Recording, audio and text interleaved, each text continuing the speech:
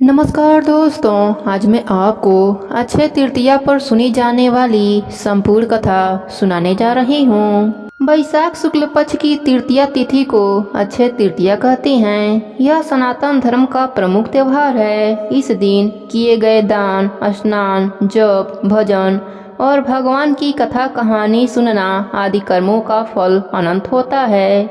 इसका कभी भी नाश नहीं होता है, इसलिए इसका नाम अक्षय हुआ है। प्रेम से बोली माधव भगवान की जय हो, लक्ष्मी माता की जय हो। अक्षय तृतीया की पौराणिक कथा के अनुसार प्राचीन काल में एक धर्मदास नाम के वैश्य रहता था। धर्मदास अपने परिवार के साथ एक छोटे से गांव में रहता था। वह बहुत ही गरीब था। वह हमेशा अपने परिवार के भरण पोषण के लिए चिंतित रहता था। उसके परिवार में कई सदस्य थे। धर्मदास बहुत धार्मिक प्रवृत्ति का व्यक्ति था। उसका सदाचार तथा देव एवं ब्राह्मणों के प्रति उसकी श्रद्धा अत्यधिक प्रसिद्ध थी। अक्षय तृतीया व्रत के महात्म्य को सुनने के पश्चात उसने अक्षय तृतीया पर्व के आने पर सुबह जल्दी उठकर गंगा में स्नान करके विधि पूर्वक देवी देवताओं की पूजा करी। व्रत के दिन सामर्थ्य अनुसार जल से भरे घड़े, पंखे, जौ, सत्तू, चावल, नमक, गेहूं, गुड़, घी, दही, सोना तथा वस्त्र आदि वस्तु में भगवान के चरणों में रखकर ब्राह्मणों को अर्पित किया। यह सब दान देखकर धर्मदास के परिवार वाले तथा उसकी पत्नी ने उसे रोकने की कोशिश करी। उन्होंने कहा कि अगर धर्मदास इतना सब कुछ दान में दे देगा तो उसके परिवार का पालन पोषण कैसे होगा। फिर भी धर्मदास अपने दान और पुण्य कर्म से विचलित नहीं हुआ और उसने ब्राह्मणों को कई प्रकार का दान दिया। उसके जीवन में जब भी अक्षय तृतीया का पावन पर्व आता, प्रत्येक बार धर्मदास ने विधि से इस दिन पूजा एवं दान आदि कर्म किया करता था। अनेक रोगों से ग्रस्त तथा वृद्ध होने के उपरांत भी उसने उपवास करके धर्म कर्म और दान पूरे किया। यही वैश्य दूसरे अगले जन्म में कुशावती का राजा हुआ।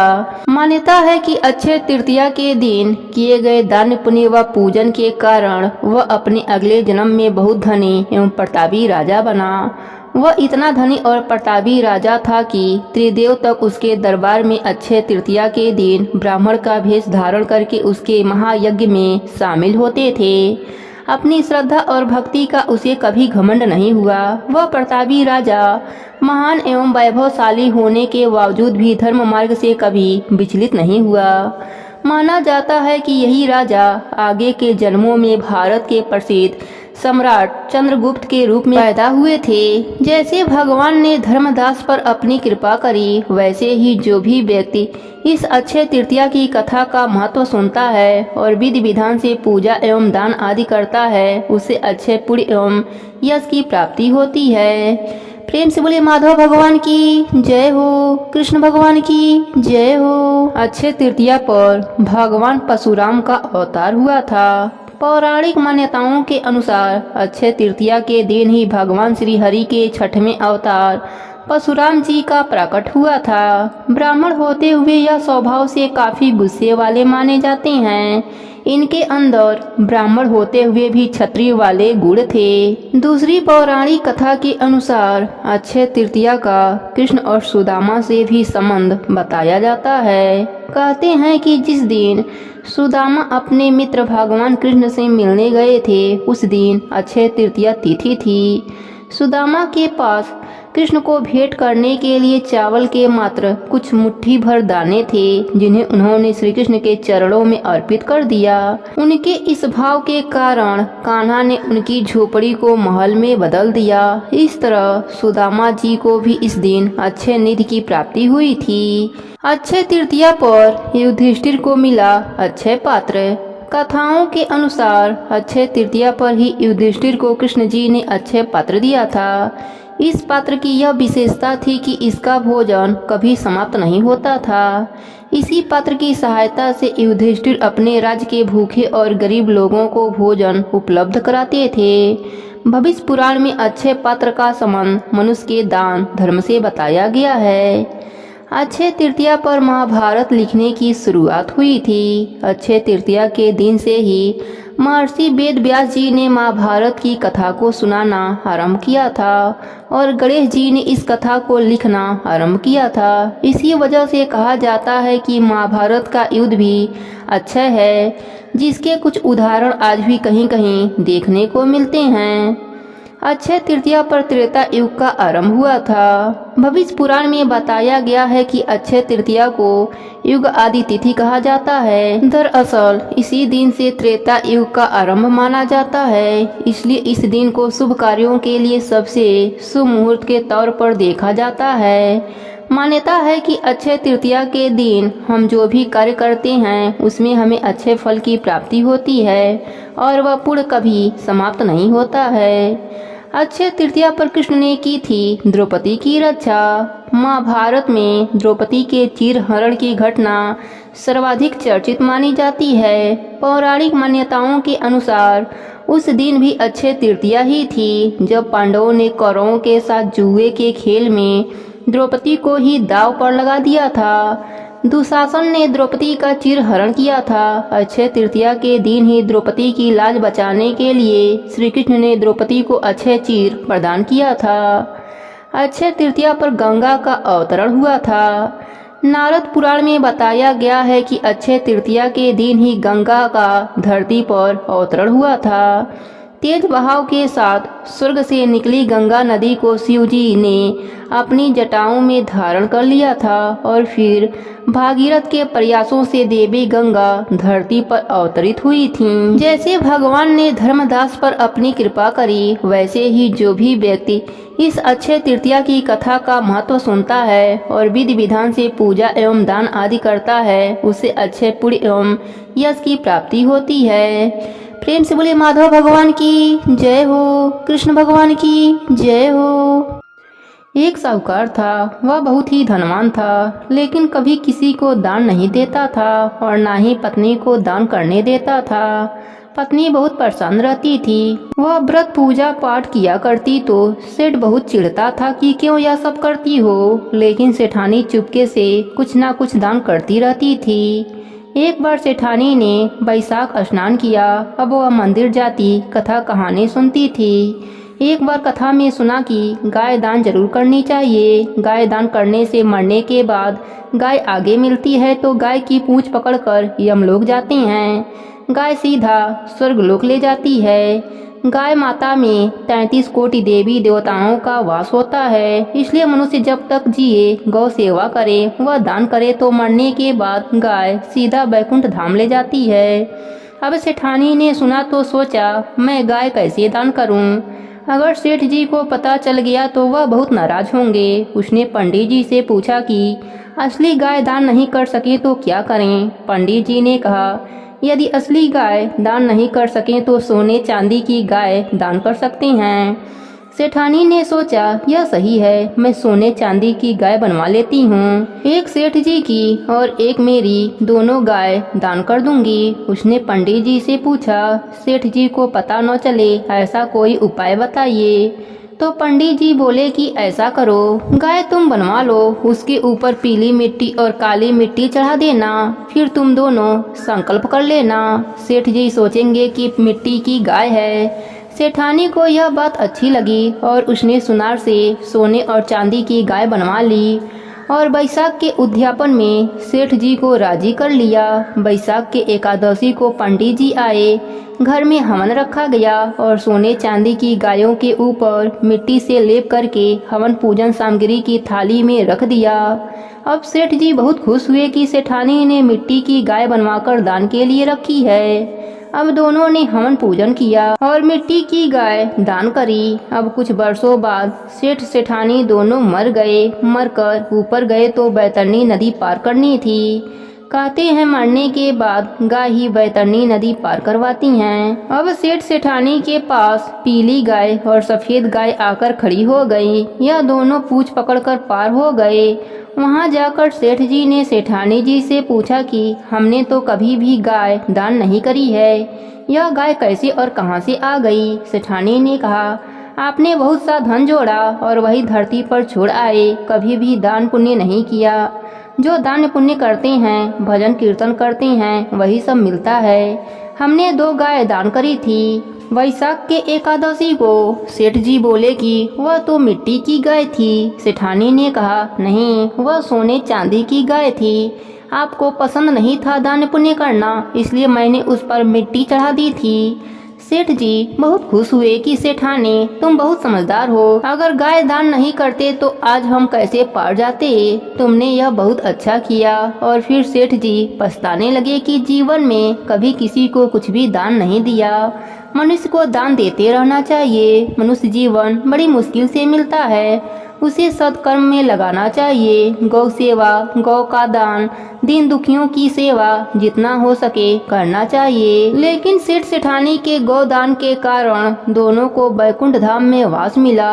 हे गौ माता, जैसे आपने सेठ सेठानी को पार उतारा, वैसे ही सबको उतारना। प्रेम से बोले गाय माता की जय हो। एक समय की बात है, एक गांव में 2 देवरानी जेठानी रहती थीं। देवरानी तो पूजा पाठ वाली थी, धर्म कर्म वाली थी, लेकिन जेठानी का पूजा पाठ में बिल्कुल भी मन नहीं लगता था। वह कभी भी पूजा पाठ नहीं करती थी, कोई भी धर्म का काम नहीं करती थी, किसी को भी पानी की एक बूंद भी नहीं देती थी, और देवरानी को भी करने से मना करती थी कि तुम भी यह सारा दिन पूजा पाठ में क्यों लगी रहती हो। कभी मेरे साथ बाहर गांव खनिहार में घूमने चलकर औरतों के साथ बैठा करो, बातें किया करो। लेकिन इन सब कामों को ना करने से देवरानी मना कर देती और कहती, जी मेरे से परपंच वाला काम नहीं होता, मेरा तो मन पूजा पाठ में ही लगता है। पर जेठानी इस बात से बहुत परेशान रहती। वह हमेशा यही चाहती थी कि देवरानी का पूजा पाठ बंद हो जाए। वह इसलिए कि देवरानी का सभी गांव वाले बहुत मान सम्मान देते थे। अरे यह तो बहुत धर्मात्मा है, बहुत पूजा पाठ करती है। और यही सब बातें सुनकर जेठानी को अच्छा नहीं लगता था। वह कोशिश करती थी कि जितना भी हो सके उसकी पूजा पाठ में रुकावट डाल सके, विघ्न पैदा कर सके। वह रोज इन्हीं कोशिश में लगी रहती, रोज नए नए कांड खोजती रहती। लेकिन भगवान की कृपा से देवरानी अपनी पूजा पाठ संपन्न कर लेती। करते करते आया बैसाख का महीना। अब देवरानी तो थी ही धर्म कर्म वाली, तो उसने बैसाख मास का नित्य नियम करना शुरू कर दिया। रोज सुबह 4 बजे उठती, नहाती धोती, नारायण तारायण पारायण करती, उसके बाद मंदिर जाती। जाते समय जो उसके आंगन के क्यारे में फूल खिले होते, उनमें से फूल तोड़कर ले जाती, भगवान के चरणों में चढ़ा देती। जब जेठानी ने देखा कि देवरानी तो बैसाख मास का नित्य नियम निभा रही है, तो उसने देवरानी के आंगन के क्यारे का फूल तोड़कर नीचे गिराना शुरू कर दिया। जितने भी फूल खिले होते उन्हें तोड़कर जमीन पर डाल देती। लेकिन देवरानी बेचारी जमीन पर के बिखरे फूल समेटती, उन्हें धोती और भगवान नारायण के चरणों में चढ़ा देती और प्रार्थना करती, हे प्रभु, मेरे पास तो यही है, इसे स्वीकार कीजिए। करते करते बैसाख के 5 दिन रह गए। भगवान लक्ष्मी नारायण देवरानी की भक्ति से बहुत प्रसन्न हुए। उन्होंने सोचा, चलो देवरानी के भक्ति की परीक्षा कर आते हैं। लक्ष्मी जी और नारायण भगवान बूढ़े ब्राह्मण का रूप धरा और उसी गांव में आ गए जहां देवरानी और जेठानी रहा करती थीं। उसी गांव के बाहर एक कुआं था। सभी लोग उसी कुएं के जल का प्रयोग करते थे। दोनों देवरानी जेठानी पानी भरने साथ में जाया करते थे। उस दिन जब वह पानी भरकर वापस आ रहे थे तो उन्होंने देखा पेड़ के नीचे बूढ़े से ब्राह्मण और ब्राह्मणी बैठे हैं। दोनों ब्राह्मण और ब्राह्मणी कहने लगे, हमें पानी पिला दो। इस बात को सुनकर जेठानी बोली, मैं तो तुम्हें पानी नहीं दे सकती, इतने दूर से भरकर लाई हूँ, मैं तो नहीं दे सकती तुम्हें पानी। पर देवरानी कहने लगी, आप मेरे मटके में से पानी पी लीजिए। उसने दोनों को पानी पिलाया। तब वह दोनों कहने लगे, हम यहाँ गांव में कुछ दिनों के लिए रहने आए हैं, यहीं पास में ही हमारी झोपड़ी है, क्या तुम हमारे लिए पानी की व्यवस्था कर दोगी? हम तो बहुत बूढ़े हैं, हम तो पानी भरने नहीं जा सकते। तब देवरानी कहने लगी, ठीक है, मैं आपके लिए पानी भरकर ला दिया करूंगी। तो उसने उसी दिन से उनके झोपड़ी में गई और उनके घड़े में पानी भरा अब उसने रोज पानी लाती तो उनके झोपड़ी में आधा पानी रख आती। इस बात से जेठानी गुस्सा होकर बोलती, यह तुम क्या करती रहती हो? इतने मेहनत से हम पानी लाते हैं और तुम उन्हें पानी दे देती हो। तब देवरानी कहती है, जी वह बहुत बूढ़े हैं, पानी कैसे लाएंगे? तब जेठानी बोली, ठीक है देख लो, मुझसे तो यह धर्म कर्म नहीं होता। इतना कहकर दोनों अपने घर चली गईं। अब देवरानी रोज उनके झोपड़ी में पानी रख आती। कोई काम होता तो वह भी कर देती, जैसे साफ सफाई। ब्राह्मण ब्राह्मणी के कपड़े साफ कर देती, उन्हें नहला देती, पैर दबा देती।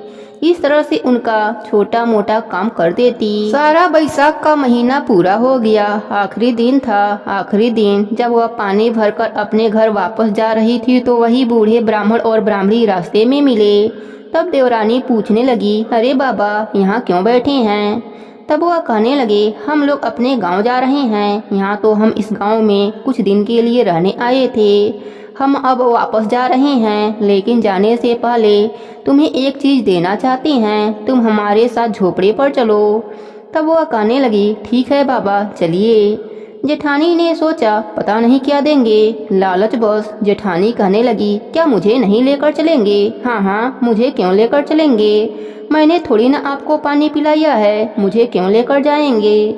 तब विष्णु भगवान बोले, नहीं बेटी ऐसी बात नहीं है, तुम भी हमारे साथ चलो। कर्मों का फल तो सबको मिलना चाहिए। ब्राह्मण के भेष में भगवान नारायण और लक्ष्मी जी दोनों को लेकर अपने झोपड़ी में पहुंचते हैं। जब झोपड़ी के अंदर जाते हैं तो देखते हैं वहां 2 घड़े रखे हैं। एक घड़ा सोने का है, एक घड़ा मिट्टी का है। तो ब्राह्मण कहते हैं, देखो बेटी तुम दोनों एक एक घड़ा ले लो, जो तुम्हारे कर्म में होगा उनके हिसाब से इन घड़ों में से तुम्हें मिलेगा। जेठानी तो बहुत खुश हुई। सोने का घड़ा देखकर वह तो फटाफट गई। देवरानी से पहले उस सोने के घड़ा को उठा लिया। घड़े के मुख पर कपड़ा बंधा हुआ था। बूढ़े ब्राह्मण कहने लगे, इसे तुम्हें कल को खोलना है, आज नहीं खोलना है। कल नहा धोकर खोलना, जैसे तुम्हारे कर्म में होंगे उनके हिसाब से तुम्हें उपहार मिलेगा। ब्राह्मण की बातें सुनकर जेठानी तो बहुत खुश हो गई, क्योंकि उसने सोचा मेरा घड़ा तो सोने का है, जरूर इसमें हीरे मोती होंगे। दोनों अपने अपने घड़ों को लेकर अपने घर आ गए। जेठानी ने तो अपना घड़ा अलमारी में अच्छे से बंद करके रख दिया, क्योंकि उसे लगा चोर चुरा ना लें। लेकिन देवरानी ने अपना घड़ा अपने मंदिर में रखा। अगले दिन सुबह उठी दोनों ने स्नान किया, क्योंकि जेठानी को तो अपना घड़ा खोलने की बहुत जल्दी थी। पूजा पाठ वह करती नहीं थी। उसने जब फटाफट जाकर घड़ा लाकर खोला तो उसमें राख भरी पड़ी है। वह तो बहुत हैरान हुई, और घड़ा भी सोने से बदलकर मिट्टी का बन गया था। उधर देवरानी रोज की तरह नित्य नियम करने के बाद घड़ा खोला तो उसमें से हीरे मोती भरे पड़े मिले। वह बहुत खुश हुई। इतने में जेठानी लड़ती झगड़ती उसके घर आ गई। तूने मेरा घड़ा क्यों चुरा लिया? देवरानी ने कहा, नहीं जीजी, मैंने आपका घड़ा नहीं चुराया है, मैं तो आपके घर गई भी नहीं थी। पर जेठानी नहीं मानी और जबरदस्ती देवरानी का घड़ा ले लिया और अपना घड़ा दे दिया। जेठानी घड़ा लेकर जो अपने घर आई वह घड़ा मिट्टी का हो गया और उसमें राख भर गए। फिर जेठानी को बूढ़े ब्राह्मण की बातें याद आई कि तुम सबको अपने कर्मों का फल मिलेगा। तब उसे अपने ऊपर बहुत पछतावा हुआ कि मैंने अपने कीमती समय परपंच में लगा दिया। जब मेरे कर्म ही बुरे थे तो मुझे इस राख के अलावा और क्या मिलेगा। तब वह रोती रोती अपने देवरानी के घर जाती है और उससे क्षमा मांगने लगती है। तब देवरानी कहती है, जी आप हमसे नहीं भगवान से माफी मांगिए। इसके बाद अब देवरानी और जेठानी मिलकर नित्य नियम निभाने लगे। हे विष्णु भगवान, जैसे आपने देवरानी पर अपनी कृपा करी वैसे ही अपने सभी भक्तों पर अपनी कृपा बनाए रखना। प्रेम से बोले विष्णु भगवान की जय हो। बैसाख मास की जय हो। एक साहूकार था। वह रोजाना उठकर खाना खाने बैठ जाता था। उसके घर में उसके बेटे बहू थे। बहू रोजाना बड़बड़ाती रहती कि ससुर जी इतने उम्र के हो गए और बिना नहाए धोए पूजा पाठ किए बिना ही खाना खा लेते हैं। वह रोजाना ऐसे ही बोलती रहती थी। कहती थी, ससुर जी कुछ तो नियम ले लो, अगर पूजा पाठ नहीं करना है तो कोई बात नहीं, लेकिन ससुर जी तो सुनते ही न थे। अब बैसाख का महीना आया, सारे लोग बैसाख मास के नित्य नियम करने लगे। तब बहू ने अपने ससुर जी से बोली, ससुर जी सारा गांव तो बैसाख मास का स्नान कर रहा है, पूजा पाठ कर रहा है, आप भी नहा धोकर सुबह मंदिर जाकर चंद्रामृत लेकर ही खाना खाया करो। ससुर जी ने कहा ठीक है। सोचा चलो आसान नियम है, कर लेंगे, पास में ही मंदिर है, आराम से यह नियम रोजाना हो जाएगा। अब साहूकार रोजाना जल्दी उठकर नहा धोकर मंदिर जाने लगा और रोजाना चंद्रामृत पीकर फिर घर आकर खाना खाने लगा। उसने यही नियम पूरे मास करने का बना लिया। एक दिन पंडित जी को देरी हो गई। अब साहूकार रोज की तरह जल्दी उठ गया, नहा धोकर पंडित जी का इंतजार करने लगा कि कब पंडित जी आए, मंदिर खोलें, चंद्रामृत बनाएं और मैं उसका पान करके भोजन करूं। बहू उस दिन बाजरे की खिचड़ी बनाई हुई थी। बहू ने कहा, ससुर जी आप अपना नित्य नियम करके खाना खा लीजिएगा, मैं खेत में जा रही हूँ। यह बोलकर खेतों में चली गई। अब साहूकार ने सोचा खिचड़ी तो ठंडी हो रही है, पंडित जी भी अभी नहीं आए, अब मैं क्या करूँ। यह सोचता हुआ कभी खिचड़ी को देखता तो कभी मंदिर के गेट को देखता। फिर उसने खिचड़ी खाने की सोची। जैसे ही खिचड़ी में हाथ डाला वैसे ही पंडित जी आकर मंदिर का गेट खोल दिए। साहूकार तो खिचड़ी लगे हाथों को लेकर मंदिर में चला गया। पंडित जी तुलसी पत्र डालकर भगवान विष्णु को स्नान कराए और चंद्रामृत को साहूकार को देने लगे तो साहूकार बायां हाथ आगे किया। तब पंडित जी ने कहा कि साहूकार जी आज बाएं हाथ में चंद्रामृत क्यों ले रहे हो, सीधे हाथ ले लो। लेकिन सीधा हाथ तो खिचड़ी से सना हुआ था। फिर पंडित जी ने साहूकार का सीधा हाथ पीछे से आगे कर दिया तो देखा हाथ में छोटे छोटे सोने चांदी की घुघुरियां हो गई हैं। साहूकार यह देखकर बहुत खुश हुआ और आधी मंदिर में चढ़ाई और आधी घर लाई। बेटे बहू भी बहुत खुश हुए। साहूकार ने सोचा जीवन में धर्म, पुण्य, नित्य नियम जरूर लेना चाहिए। अगर मैं यह नियम नहीं लेता तो मुझे कैसे पता चलता कि भगवान जी की कृपा कैसी होती है। साहूकार ने उसी दिन से भगवान की पूजा पाठ शुरू कर दिया और जीवन में धर्म कर्म के काम करने लगा। हे चंद्रामृत भगवान, जैसे साहूकार की लाज रखी वैसे ही सबकी रखना।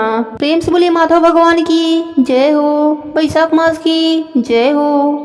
एक छोटी सी लड़की बैसाख मास स्नान कर रही थी। एक दिन उसकी भाभी बोली, काम की ना धाम की, सारे दिन माधव भगवान की जय हो करती रहती है। अब तो लड़की एक पैर पर खड़ी हो गई और बोली, हे माधव भगवान, अगर मैंने सच्चे हृदय से आपको याद किया हो तो आप सोने की मूर्ति बनकर आले में विराजमान हो जाएं। भगवान का सिंहासन डोलने लगा कि छोटी सी लड़की तप कर रही है। तब माधव भगवान सोने की मूर्ति बनकर आले में विराजमान हो गए। लड़की ने आंखें खोलकर देखा तो सोने की मूर्ति बनकर आले में रखी है। अब आवाज दी, देख लो भाभी, माधव भगवान को देख लो माँ, माधव भगवान को देख लो। तो माँ भी दौड़ती हुई आई और भाभी भी दौड़ती हुई आई। हे माधव भगवान, जैसे छोटी लड़की की सत रखा वैसे ही सबकी रखना। प्रेम से बोली माधव भगवान की जय हो। एक समय की बात है, एक गांव में एक बुढ़िया माई रहती थी। वह नित्य नदी पर स्नान करती और तुलसी माता को सींचती। तुलसी माता से कहती, हे तुलसी माता सबकी दाता, मैं बिरला सींचूं, तू कर निस्तार मेरा। तुलसी माता सुहाग दे, लडुआ दे, पीताम्बर की धोती दे, मीठा मीठा ग्रास दे, बैकुंठ का वास दे, चटके की चाल दे, पटके की मौत दे, चंदन की गांठ दे, झालर की झंकार दे, साई का रास दे, दाल भात का जीवन दे, 11 की मौत दे और कृष्णा की कंधा भी दे दे। बुढ़िया माई रोज तुलसी सींचने के बाद यही बात कहती थी। उसकी बात सुनकर तुलसी माता सूखने लगी। एक दिन भगवान हरि ने पूछा, हे प्रिय, इतनी औरतें तुम्हें सींचती हैं, मीठा भोग लगाती हैं, गीत सुनाती हैं, फिर भी तुम क्यों सूख रही हो। तब तुलसी माता ने कहा, प्रभु, एक बुढ़िया माई रोज मेरे पास आती हैं और रोज मुझसे यही सब बातें कहती हैं। मैं हर बात पूरी कर सकती हूँ, पर श्री हरि की कान्हा कहाँ से ला कर दूंगी। तब भगवान हरि बोले, जब वह मरेगी तब कान्हा देने मैं स्वयं आ जाऊंगा। प्रिय, तुम चिंता मत करो। कुछ दिनों के बाद बुढ़िया माई का देहांत हो गया। बुढ़िया माई के अंतिम संस्कार के लिए गांव के कुछ लोग बुढ़िया माई के मृत शरीर को उठाने लगे तो वह बुढ़िया माई इतनी भारी हो गई कि किसी से भी नहीं उठती। सब गांव वाले बोलने लगे कि बुढ़िया माई तो अपने पूरे जीवन में पूजा पाठ किया था, फिर भी यह इतनी भारी कैसे हो गईं। तभी उधर से बूढ़े ब्राह्मण के रूप में भगवान हरि स्वयं वहाँ आए और पूछने लगे कि क्या हुआ। तब सभी कहने लगे, बुढ़िया माई का शरीर उठ नहीं रहा है, लगता है यह पाप भी बहुत करती थीं, इसलिए यह मरने के बाद भारी हो गई हैं। तब भगवान के रूप में प्रभु बोले, मुझे इसके कानों में एक बात कहने दो, शायद उठ जाए। लोग बोले, ठीक है, आप भी प्रयास कर लो। भगवान बुढ़िया माई के कानों में कहने लगे, बुढ़िया माई, मन की निकाल ले, अड़ुआ ले, गड़ुआ ले, पीताम्बर की धोती ले, मीठा मीठा ग्रास ले, बैकुंठ का वास ले, चटके की चाल ले, पटके की मौत ले, चंदन की गांठ ले, झालर की झंकार ले, दाल भात का जीवन ले, एकादशी की मौत ले, और ले श्री हरि का कान्हा भी ले ले। इतना कहते ही बुढ़िया माई हल्की हो गईं। भगवान अपने कंधे पर उसे ले गए। बुढ़िया माई को मुक्ति मिल गई और वह श्री हरि के साथ बैकुंठ लोक को चली गई। हे तुलसी माता, जैसे अपने बुढ़िया माई पर अपनी कृपा करी, वैसे ही अपने सभी भक्तों पर अपनी कृपा बनाए रखना। प्रेम से बोलिए तुलसी माता की जय हो, विष्णु भगवान की जय हो। राम आए लक्ष्मण आए, देश के पुजारी आए, नित नेम का नेम लाए। आओ राम बैठो राम, माखन मिश्री खाओ राम, दूध बतासा पियो राम, सूत के पल का पोटो राम, साल दुसारा ओढ़ो राम। राम सवारे सबके काम, खाली घर भंडार भरेंगे, सबका बेड़ा पार करेंगे। जय श्री राम जय श्री राम। सीता माता कहानी कहा करती थीं और श्री राम सुना करते थे। एक दिन भगवान राम को किसी काम से बाहर जाना पड़ा। सीता माता कहने लगी कि भगवान, मेरा तो 12 वर्ष का नितनेम है, मैं अपनी कहानी किसे सुनाऊंगी। भगवान बोले, ऐसा करो, कुएं के पाल पर जाकर बैठ जाओ, औरतें पानी भरने आएंगी, तुम्हारी कहानी सुन लेंगी। सीता माता कुएं पर जाकर बैठ गईं। एक बहू आई, रेशम जड़ी की साड़ी पहन रखी थी और सोने का घड़ा ले रखा था। सीता माता बोली, बहन, मेरा 12 बरस का नितनेम सुन ले। बहू बोली, मैं अगर आपका नितनेम सुनूंगी तो मुझे बहुत देरी होगी, घर में सास लड़ेगी। उसने कहानी नहीं सुनी।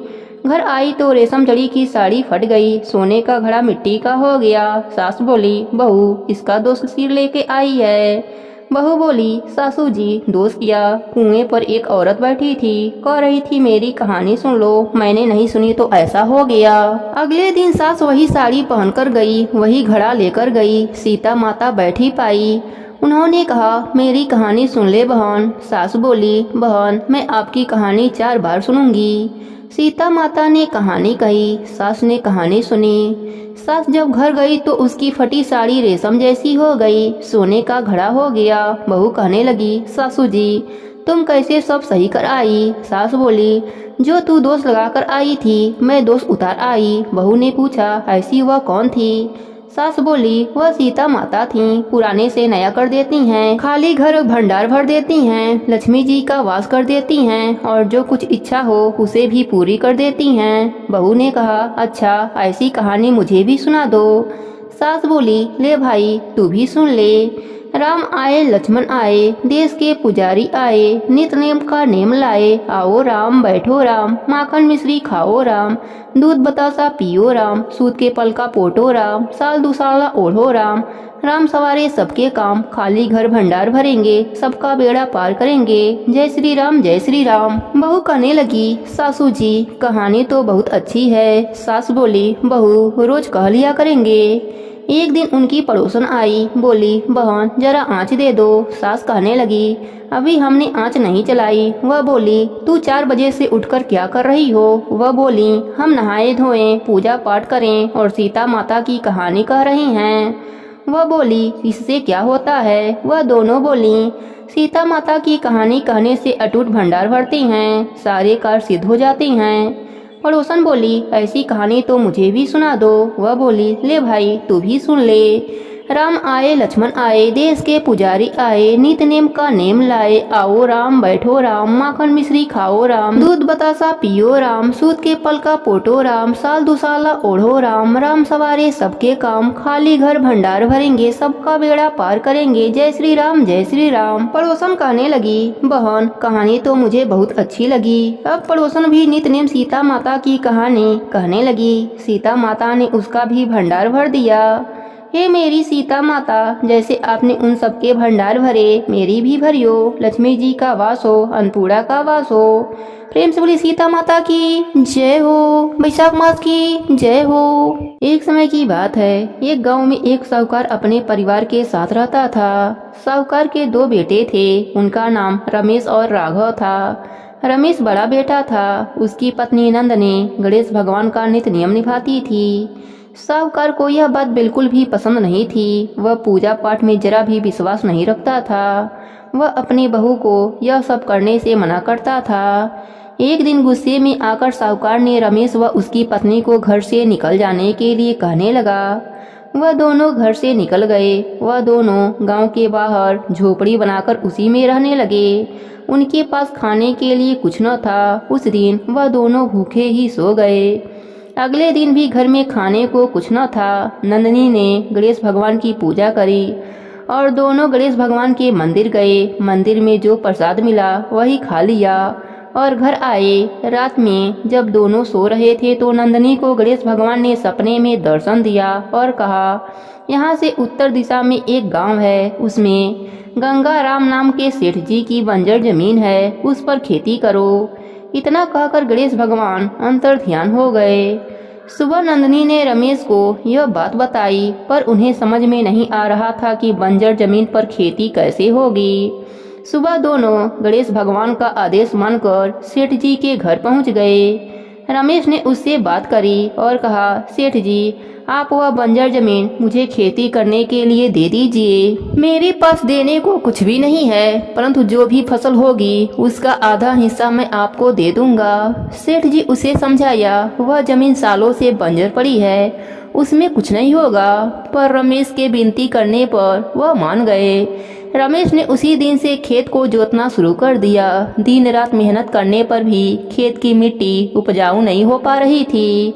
नंदनी कुछ घरों में काम करती, जिससे शाम को खाने के लिए कुछ मिल जाता था। एक दिन रमेश जब खेत में हल चला रहा था तो उसका हल एक जगह जाकर अटक गया। उसने हाथ से खोदा तो एक मटकी निकली, जिसमें सोने के सिक्के भरे हुए थे। रमेश को समझ में आ गया कि क्यों गणेश भगवान ने उसे इस बंजर जमीन में खेती करने के लिए कहा था। वह मटकी लेकर घर आया। शाम को दोनों पति पत्नी मंदिर गए। गणेश भगवान के पैरों में रखकर दोनों रोने लगे। इसके बाद रमेश ने कुछ सिक्के बेचकर कुछ लोगों को अपने साथ काम पर लगा लिया और पूरे खेत को जोतकर बीज बो दिया। कुछ दिन बाद फसल तैयार हो गई। फसल का आधा हिस्सा सेठ जी को दे दिया।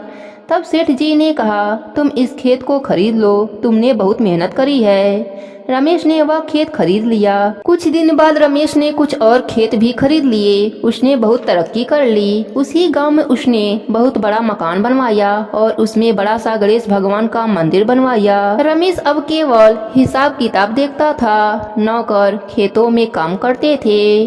उधर रमेश के पिता पर गणेश भगवान का प्रकोप पड़ा। उसके घर चोरी हो गई, उसके खेत बंजर हो गए। उसके पिता और भाई एक दिन उसी गांव में आए और रमेश के वहां आकर काम मांगने लगे। रमेश जब देखा तो अपने पिता का पैर छुआ। उसके पिता ने सब हाल सुनाया। रमेश ने अपने पिता और भाई को अपने वहां रख लिया।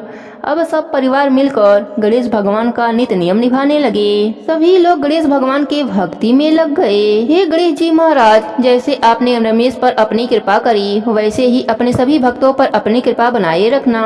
प्रेम से बोले गणेश भगवान की जय हो, वैशाख मास की जय हो। एक राजा था। वह धार्मिक स्वभाव का था। चारों तरफ उसका नाम था कि राजा बहुत ही धार्मिक है। कोई भी प्राणी उसके द्वार से भूखा नहीं जाता था। एक दिन धर्मराज जी ने सोचा, यह इतना धार्मिक है तो इसके धर्म की परीक्षा लेनी चाहिए। तो धर्मराज जी ने अपना भैंसा राजा जी के खेत में भेज दिया। इधर राजा के खेत में बढ़िया चने की खेती पक रही थी।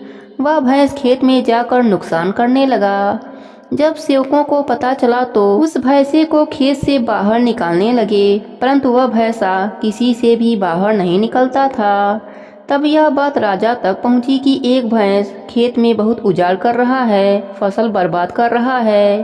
तब राजा ने सुना तो वह घोड़े पर बैठकर खेत के तरफ चल दिए। वहां जाकर नुकसान देखकर राजा को रहा नहीं गया और राजा ने घोड़े पर बैठे बैठे ही भैंसे को लात मार दी।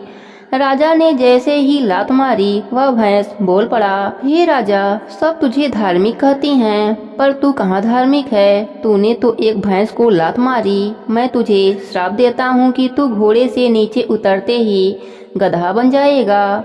भैंस तो उड़ गया। अब राजा बहुत चिंतित हुआ। वह सोचने लगा, यह कोई चमत्कारिक भैंसा था। राजा ने सोचा, घोड़े से उतरूंगा तो गधा बन जाऊंगा, इसलिए राजा अब महल में भी घोड़े से नहीं उतरा। तब रानी ने सोचा, आज क्या बात हो गई कि राजा महल में भी घोड़े पर ही बैठे हैं। रानी ने राजा से पूछा, राजन, आज आप घोड़े से क्यों नहीं उतर रहे हैं? पर राजा तो कुछ बोला ही नहीं। राजा जब थकने लगा तो घोड़े पर ही नींद लेना शुरू कर दिया। तब रानी ने कहा, राजन, आपको नींद आ रही है, आप आराम से बिस्तर पर आकर सो जाइए। पर राजा तो माना ही नहीं। अब राजा को नींद आ गई और वह घोड़े से नीचे गिर गया और जैसे ही वह नीचे गिरा वह तो गधा बन गया। रानी ने देखा, यह क्या बात हो गई। रानी ने बड़े बड़े ज्योतिष को बुलावा भेजा कि राजा को यह गति कैसे प्राप्त हो गई। तब पंडितों ने बताया, राजा ने धर्मराज जी के भैंसे को लात मारी है, यह उसी का पाप है। रानी ने पूछा, अब क्या करें? राजा इस श्राप से कैसे मुक्त होंगे? तब पंडितों ने बताया, यदि कोई व्यक्ति धर्मराज जी की कथा व्रत करता हो, उसका फल वह राजा को दे दे तो यह फिर से मनुष्य रूप में आ सकते हैं। रानी ने चारों तरफ सेवकों को भेजा कि पता लगाओ धर्मराज जी के नित्य नियम को कौन निभाता है और वह अपने पूजा का फल राजा को देगा क्या। इसके बदले वह जो कुछ भी मांगेगा उसे मिल जाएगा। चारों दिशाओं में सेवक भेजे गए। तब एक बात पता चली कि चमार की पत्नी धर्मराज जी की कथा कहानी का नियम करती है। सेवक उस चमार के पास गए और उसको सारी बात बताई और कहा कि उसके पत्नी को उसके साथ भेज दो। परंतु वह चमार बोला, मैं अपने पत्नी को धर्मराज जी के कथा कहानी का फल तो देने दूंगा, पर मेरी भी कुछ शर्त है। सेवक ने कहा, बताओ तुम्हारी क्या शर्त है? तब उस चमार ने कहा कि पहले तो रानी उस राजा को मेरे घर पर कथा सुनाने लेकर आए और दूसरी, जब कथा समाप्त हो जाए, जिस पानी में मैं चमड़ा धोता हूँ उस पानी में से रानी एक अंजलि पानी पी ले तो मैं मदद कर सकता हूँ।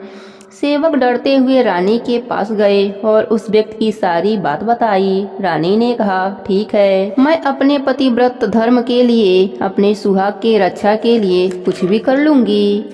रानी उस गधे को रस्सी में बांधकर खींचते हुए उस चमार के घर ले गईं। जब वह वहां गई तो उसकी पत्नी ने गधे के सामने बैठकर धर्मराज जी की कथा कहानी कही और संकल्प किया कि हे धर्मराज जी, मैंने अगर सच्चे मन से आपकी कथा कहानी सुनी हूँ तो मेरा सारा धर्म इस गधे को मिल जाए और यह फिर से मनुष्य योनि में आ जाए।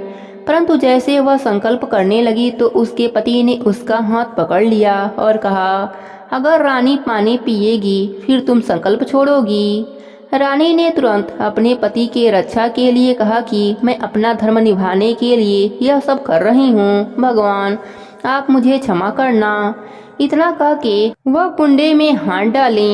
हाथ डालते ही वह कुंडा सोने का हो गया और वहाँ दूध की धारा बहने लगी।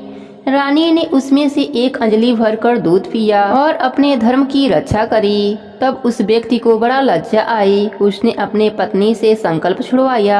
राजा पुनः मनुष्य रूप में हो गए। राजा ने उन दोनों पति पत्नी को बहुत सारा धन दिया और धर्म का भाई बनाया और अपने महल में चला गया। राजा ने पूरे नगर में ढिढोरा पिटवाई कि कोई भी धर्म करो तो उसका पता किसी को भी न चलने पाए और कभी भी अहंकार मत करना। राजा रानी दोनों नित्य नेम से धर्मराज जी की कथा कहानी का नियम निभाने लगे, जिसके फलस्वरूप उनको यह लोक में सुखों की प्राप्ति हुई और मरने के बाद स्वर्गलोक का सुख मिला।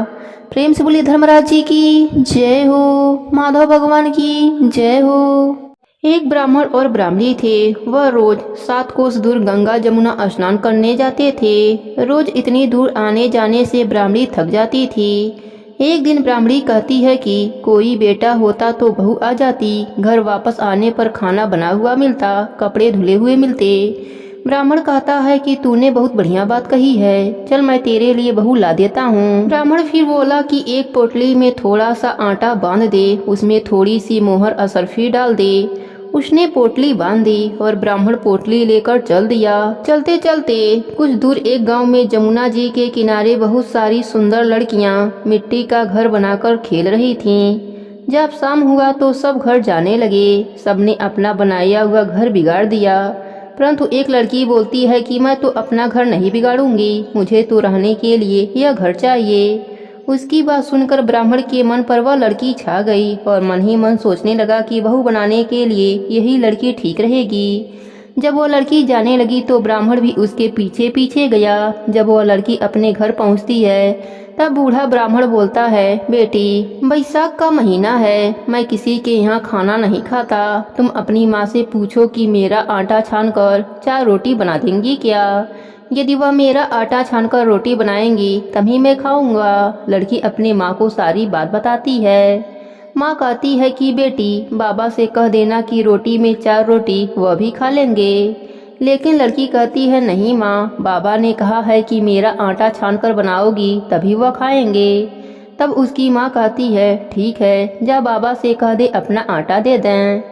उसने आटा छाना तो उनमें से मोहर असरफी निकलती है। वह सोचती है कि जिसके आटे में इतनी मोहर असरफी है उसके घर न जाने कितनी होगी। जब ब्राह्मण रोटी खाने बैठा तो लड़की की माँ बोली, बाबा तुम लड़के की सगाई करने जा रहे हो? बाबा बोला कि मेरा लड़का तो काशी पढ़ने गया हुआ है, लेकिन अगर तुम कहो तो मैं खाड़ कटोरे से तेरी लड़की को ब्याह कर साथ ले जाऊं। लड़की की माँ बहुत खुश हुई और उसने अपनी लड़की की ब्याह कटोरे से कराकर विदा कर दिया। बूढ़ा ब्राह्मण अपने साथ घर बहू को लाया।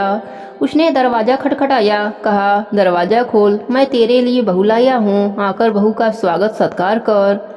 ब्राह्मणी बोली, दुनिया ताने मारती है, अब तुम भी ताने मार लो, हमारे तो 7 जन्म तक कोई बेटा बेटी नहीं है, बहू कहाँ से आएगी? ब्राह्मण बोला, अरे तू दरवाजा तो खोल। ब्राह्मणी ने दरवाजा खोला तो सामने बहू खड़ी देखी। तब वह आदर सत्कार से बहू को अंदर ले गई। अब जब ब्राह्मण और ब्राह्मणी नहाने जाते तो बहू घर का सारा काम करके रखती, खाना बनाती, सास ससुर के कपड़े धोती, रात में उनके पैर भी दबाती। इस तरह से काफी समय बीत जाता है। सास बहू को सीख देती है कि बहू चूल्हे की आग बुझने मत देना और मटके का पानी खत्म मत होने देना। एक दिन चूल्हे की आग बुझ गई। बहू भागी भागी पड़ोसन के घर गई और बोली, मुझे थोड़ी सी आंच दे दो, मेरे चूल्हे की आग बुझ गई है। मेरे सास ससुर सुबह 4 बजे से बाहर गए हुए हैं और वे थके हारे वापस आएंगे, मुझे उनके लिए खाना बनाना है। पड़ोसन कहती है, अरे तू तो बावरी है, तुझे यह दोनों मिलकर पागल बना रहे हैं। इनका ना कोई बेटा है ना ही कोई बेटी है। बहू बोली, नाना आप ऐसे मत बोलो, क्योंकि इनका बेटा काशी में पढ़ने गया है। पड़ोसन फिर बोली, अरे तुझे यह झूठ बोलकर लाई हैं, इनका कोई बेटा बेटी नहीं है। अब बहू पड़ोसन की बातों में आ गई और कहने लगी कि अब आप ही बताओ मैं क्या करूं। पड़ोसन कहने लगी, करना क्या है, जब सास ससुर आए तब जली रोटी बना देना, अलुनी पलुनी दाल बना देना, खीर की कलछी दाल में और दाल की कलछी खीर में डाल देना। बहू पड़ोसन की सारी सीख लेकर अपने घर आ गई और जैसा पड़ोसन ने बताया था वैसा ही उसने किया। जब सास ससुर घर आए तब कोई आदर सत्कार बहू ने नहीं किया, ना ही उनके कपड़े धोए। जब सास ससुर को खाना दिया तो सास बोली, बहू यह रोटी जली क्यों है और दाल भी अलुनी है। बहू पलटकर जवाब देती है कि आज यही खा लो सासू जी, अगर एक दिन ऐसा खाना खा भी लिया तो तुम्हारा कुछ नहीं बिगड़ जाएगा, मुझे तो जीवन भरी अनूठी ही रहना है। बहू की बातें सुनकर सास बोली कि आज तो बहू ने अच्छी सीख नहीं सीखी है। अब बहू फिर से पड़ोसन के घर भागती है और कहती है कि अब आगे बताओ कि मुझे क्या करना है। पड़ोसन बोली कि अब तुम सातों कोठों की चाबी मांग लेना। अगले दिन जब सास जाने लगी तो बहू अड़ गई कि मुझे तो सातों कोठों की चाबी चाहिए। तो ससुर कहने लगा कि दे दो इसे चाबी, आज नहीं तो कल चाबी इसे ही देनी है, हम आज हैं कल नहीं, इसलिए चाबी इसे दे दो। सास ससुर के जाने के बाद बहू ने कोठा खोलकर देखा तो किसी में अन्न भरा है, किसी में धन भरा है, किसी में बर्तन भरे हैं, सभी में अटूट भंडार भरे पड़े हैं। जब बहू ने सातवां कोठा खोला तो उसमें महादेव जी, पार्वती जी, गणेश जी, लक्ष्मी जी, पीपल पथवारी, ठाकुर जी, राई दामोदर, तुलसा जी का बीड़ा, गंगा जमुना बह रही हैं। वहीं एक लड़का चंदन की चौकी पर बैठा माला जप रहा है। सब देख बहू लड़के से कहती है, तू कौन है? लड़का कहता है कि मैं तेरा पति हूँ, दरवाजा बंद कर दे, जब मेरे माँ बाप आएंगे तब खोलना। सारा नज़ारा देखकर बहू बहुत खुश हुई और नाचती फिरने लगी। 16 श्रृंगार कर, सुंदर वस्त्र पहन सास ससुर का इंतजार करने लगी। उनके लिए 36 प्रकार के पकवान बनाकर रखे। सास ससुर जब वापस आए तब उसने उनका बहुत आदर सत्कार किया, उनके कपड़े धोए, उनके पैर दबाए। बहू सास के पैर दबाते हुए कहने लगी कि माँ जी, आप इतनी दूर 12 कोस यात्रा करके गंगा जमुना का स्नान करने जाती हैं, थक जाती हैं, तो आप घर में स्नान क्यों नहीं कर लेती? बहू की बात सुनकर सास कहने लगी कि भला गंगा जमुना भी घर में बहा करती हैं क्या? बहू बोली, हाँ माँ जी, बहती हैं, चलिए मैं आपको दिखाती हूँ। उसने सातवां कोठा खोलकर दिखाया तो उसमें गणेश जी, लक्ष्मी जी, महादेव जी, पार्वती जी, पीपल पथवारी, गंगा जमुना बह रही हैं। 36 करोड़ देवी देवता विराजमान हैं और वही तिलक लगाकर चंदन की चौकी पर एक लड़का माला जप रहा है। ब्राह्मणी ने कहा कि तू कौन है? लड़का बोला, माँ मैं तेरा बेटा हूँ। बुढ़िया फिर बोली, तू कहाँ से आया है? लड़की ने कहा कि मुझे पीपल देवता भेजे हैं। बुढ़िया कहने लगी, बेटा यह दुनिया कैसे जानेगी, कैसे जानेगा मेरा देवर देवरानी, जेठ जेठानी, अगल बगल पड़ोस की तू मेरा ही बेटा है। बुढ़िया ने विद्वान पंडितों से सलाह ली तो वह बोले, इस पार बहू बेटा साथ खड़े हो जाएं और उस पार बुढ़िया खड़ी हो जाए। बुढ़िया चमड़ा का ब्लाउज पहनी हो, छाती में से दूध की धार निकले, बेटे की दाढ़ी मूछ भीगे, पौन पानी से गठजोड़ बंधे, तब जाने कि यह बुढ़िया का ही बेटा है। उसने ऐसा ही किया। चाम का अगिया फट गई, छाती में से दूध की धार निकली, बेटे की दाढ़ी मूछ भीग गई, पौन पानी से बहू बेटे का गठजोड़ बंध गया। ब्राह्मण और ब्राह्मणी की खुशी का पार न रहा। वे बहुत खुश हुए, अपने बहू बेटे के साथ रहने लगे। हे बैसाख मास के देव, जैसे आपने ब्राह्मण और ब्राह्मणी पर अपनी कृपा करी, वैसे ही अपने सभी भक्तों पर अपनी कृपा बनाए रखना। कहानी अधूरी हो तो पूरी करना, पूरी हो तो मान रखना। प्रेम से बोलिए पीपल देव की जय हो, बैसाख मास की जय हो, विष्णु भगवान की जय हो, लक्ष्मी माता की जय हो।